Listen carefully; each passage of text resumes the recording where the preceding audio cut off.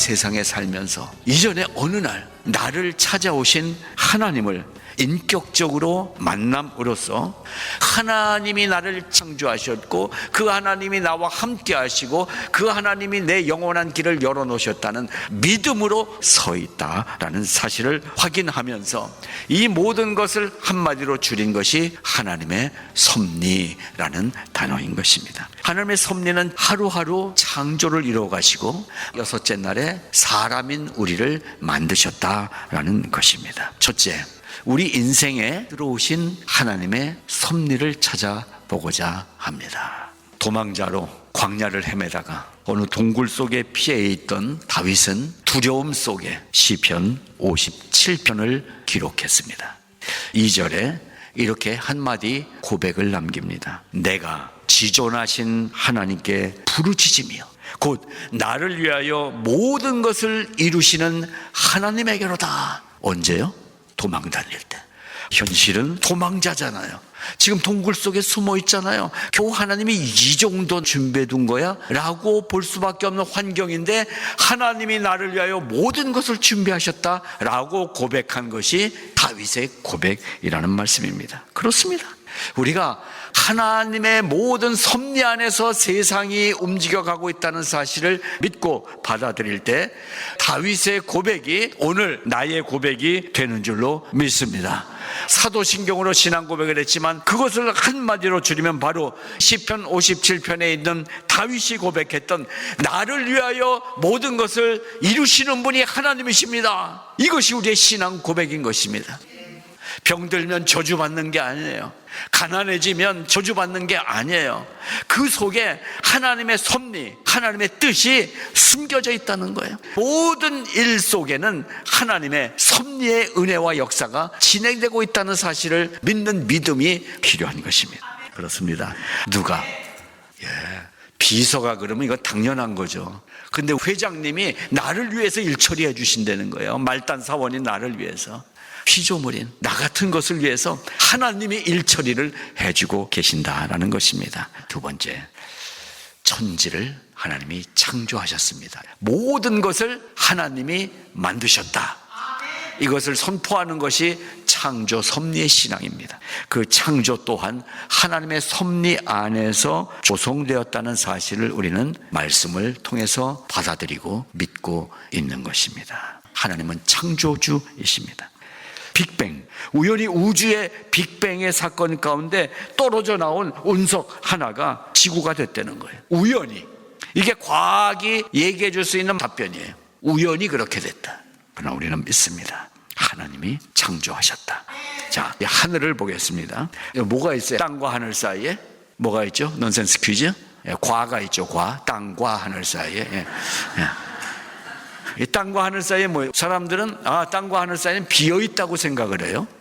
근데 궁창, 하늘이라는 단어, 라키아라는 단어를 썼어요. 뭔가 딱딱한 물질로 되어 있어서 마치 지붕의 형태를 가진 것을 말하는 단어가 라키아라는 단어예요. 이게요 1640년에 트리첼리라는 과학자가 최초로 공기의 무게를 재는데 성공을 했습니다. 그래서 대기압을 재는 용어를 만들었어요. 토르. 눈에 보이지 않는 공기의 무게를 재는, 기압을 재는 토르라는 단위가 처음 이름을 붙였다고 그래요. 단위가 생겼다는 것은 무엇이에요? 실체가 있다는 거예요. 무게. 기체인데, 공기 비어있는데 거기에 대기압의 무게를 쟀다는 거예요.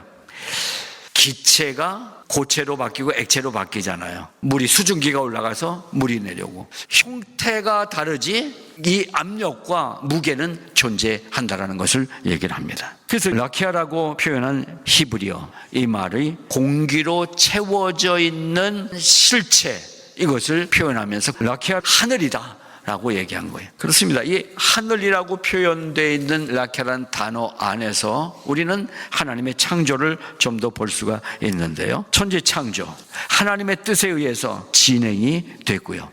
마지막 날 사람 창조할 때도 특별한 하나님의 섭리 안에서 진행이 된 것을 보여주고 있습니다.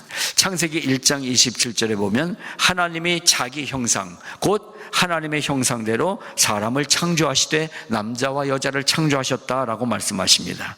이미지라고 그냥 영어로 또 형상이라고 우리 단어로 번역을 했지만 형상이라는 말은 첼렘, 모양이라는 단어를 데무트라는 단어로 분리해서 사용을 했는데 아무튼 하나님의 형상을 따라 사람을 만들었다고 이 성경이 기록해 놓고 있는데요. 쉽게 설명드리면 하나님이 당신의 것을 사람 안에 심어 놓으셨다 이런 뜻이 된다는 거예요.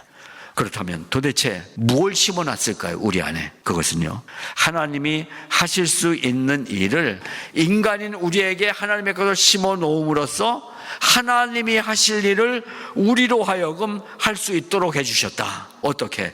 우리에게 인격을 주시고 권세를 주셨다는 거예요. 그래서 우리는 이 세상의 통치권자인 것입니다. 섭리라는 말을 창세기가 설명하고 있는 게 바로 이것입니다. 하나님의 대리자, 통치권자로서 이 자리에 세워주셨다라는 것입니다. 그러니까 조금만 힘들면 짜증내고 낙심하는 연약한 인간인 우리 안에 하나님이 근본적으로 주신 것은 절망과 좌절과 불안에 끌려다니는 존재가 아니라 다스릴 수 있는 통치권을 나에게 주셨다는 사실이에요. 하나님의 것이 내 안에 있다는 거예요. 이 사실을 믿으시고 당당하게 살아가실 수 있기를 바라는 것입니다. 우리는 뭐예요? 기도가 통치의 능력인 것입니다.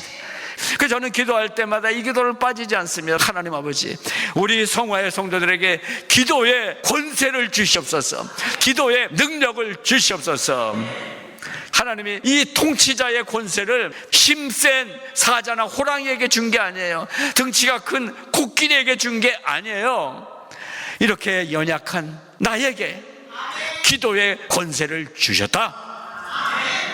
자, 그래서 이 단어가 참 기막힌 단어예요. 신묘막측한 존재예요. 옆에 사람 한번 얼굴 잠시 보는 시간 드리겠습니다. 자세히 보세요. 신묘막측하지 않습니까? 정말. 여러분, 상상으로 옆에 사람 얼굴 보면서 바꿔보세요. 눈을 이쪽에 붙이고 코를 이쪽에 붙여보세요. 와, 자, 신묘막측하게 창조된 나에 대해서 성경이 어떻게 말씀해 주시는지 확인해 드립니다. 하나님이 우리를 창조하실 때 어떻게 창조하셨다고요? 당신의 형상을 따라서 창조하셨다. 이 말씀을 믿는 우리에게 나와 하나님과의 관계는 필연적 관계가 된 거예요. 그러니까 하나님과 나는 더 이상 뗄래야 뗄 수 없는 관계로 이 땅에 창조해 주셨다라는 사실입니다. 그러니까 딱 붙어 있어야 되는 거예요. 딱 붙어야 되는 거예요. 딱 붙어야 해요. 신묘막측한 거예요. 우리가 딱 붙게 만들어 주셨어요. 믿음 하나면 딱 붙는 거예요. 믿음으로 붙는 거예요. 우리의 존재는 창조될 때부터 이렇게 딱 붙은 존재가 됐기 때문에 좀 더 거룩한 말로 바뀌면 따라해 보시겠습니다. 존귀하신 분이다. 누가? 예. 가슴에 손을 얹으시고 나는 참 존귀하신 분이야. 여러분이 여러분을 그렇게 인정하셔야 돼요. 나는 참 존귀하신 분이에요. 정말 그래요. 존귀가 부잣집에 태어난 게 존귀가 아니더라고요. 존귀는 뭐냐? 이 세상에 나 같은 사람은 나 하나밖에 없다. 이게 존귀의 뜻이에요. 맞죠? 예. 이 세상에 존귀한 존재, 우리가 그런 존재인 것입니다. 우리가 섭리를 다 이해할 수 없습니다. 이해했기 때문에 믿어진다면 그것은 믿음이 아닌 것입니다. 이해할 수 없는데 받아들여지는 거예요. 믿음의 은혜는 하나님의 놀라운 축복의 은혜인 것입니다. 유치원 때 배우나요? 시계 보는 법? 그러나 우리가 시계를 볼 줄 안다고 해서 시계를 분해해 놓고 그 안에 있는 작은 나사 큰 나사 조립하라고 하면 할 수 있습니까? 시계를 조립 못해도 시계를 읽을 수 있는 것처럼 하나님을 이해하지 못해도 하나님이 일하시는 것을 받아들이고 그 인생을 살 수가 있는 거예요. 이게 하나님의 은혜인 거예요. 성경은 그래서 단순하게 우리에게 이 말씀을 안내해 준 것입니다. 그냥 쉬운 거부터 하세요. 믿는 거, 받아들이는 거, 그리고 입으로 고백하는 거. 주님이 나의 하나님이십니다. 하나님이 나를 인도해 주실 것을 믿습니다. 그 은혜와 믿음의 주인공으로 열어가시기를 축복합니다.